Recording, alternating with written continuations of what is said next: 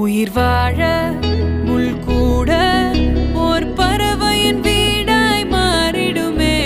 உயிரே உன் பாதை மலராகும். நதி வாழும்